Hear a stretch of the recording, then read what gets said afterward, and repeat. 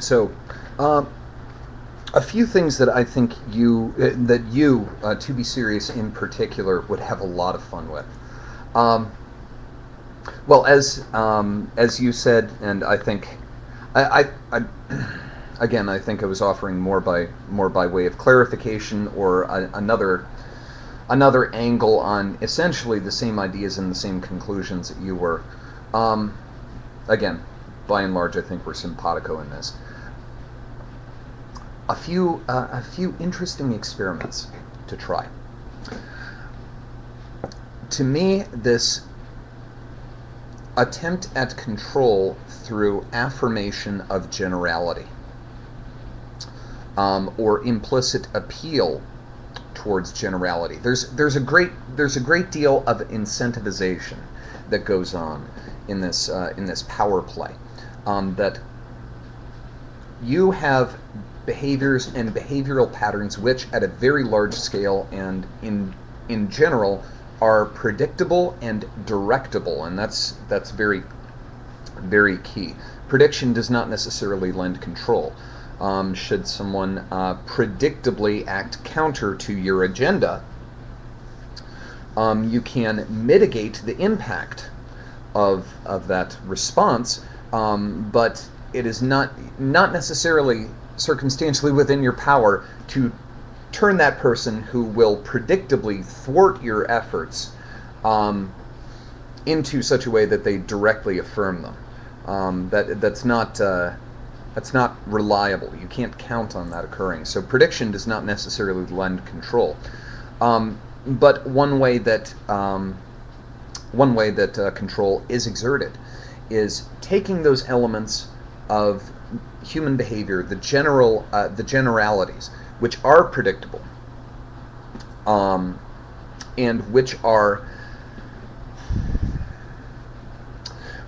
predictable in such a direction, or predictable within such a generalization, or a tone, or a category of behavior, that they either already fall into a range of, for this agency that has an agenda, desirable behaviors, or for which there are existing mechanisms for using predictable but on the face undesirable behaviors in such a way that they can be redirected into a desirable outcome. So there are these behaviors.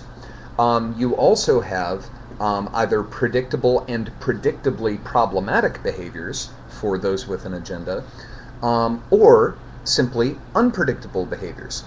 Now, I'm not necessarily talking about unpredictable on an individual scale, but at a very large scale.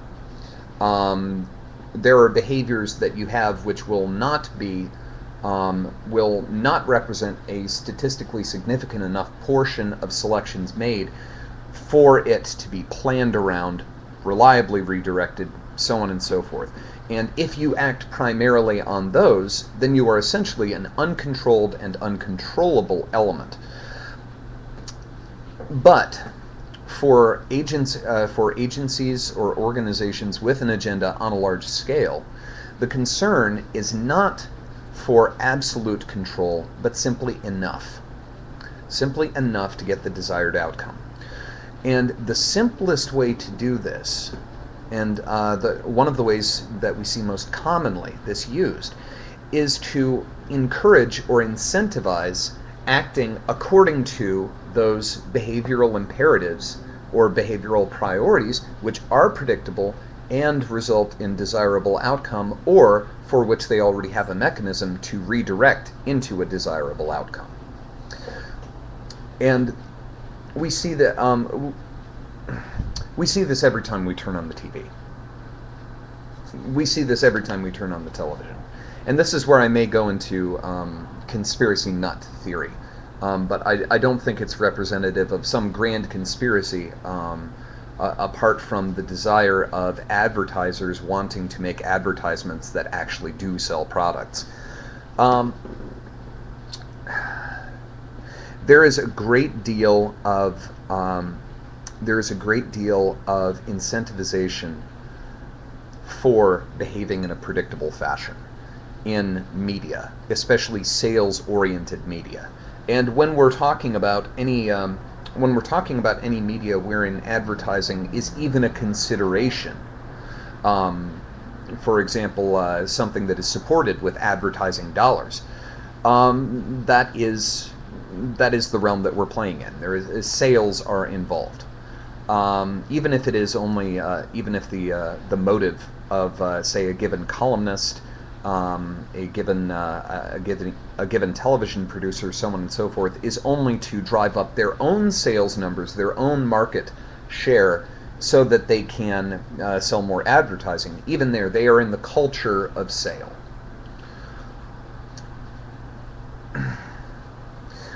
So what we tend to see, what we tend to see in this, is focuses on things like reward-driven behavior.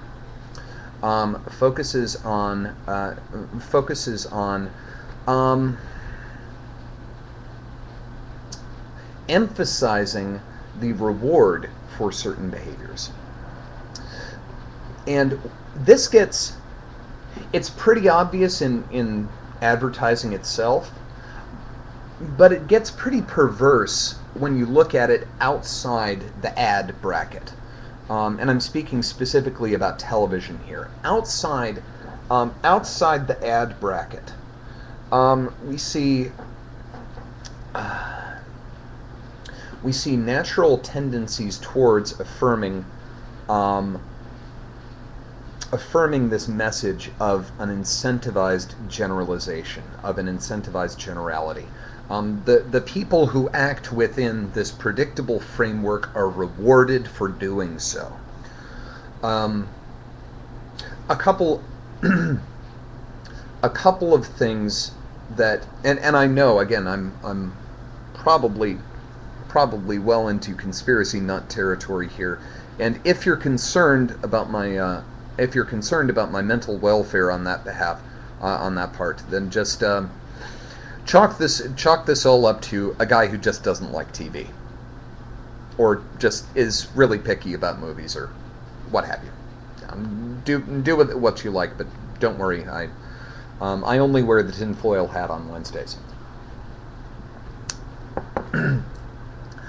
Take a look at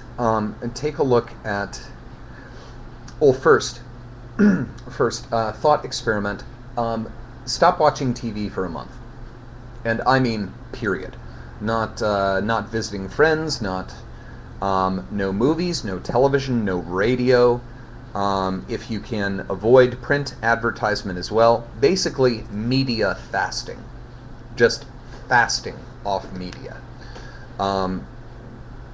Do what you can, and of course in our culture it's impossible to do this entirely and be in any way connected to other people, but do what you can to not see a single advertisement for a month, or a single media outlet that is in any way connected to advertising for a month.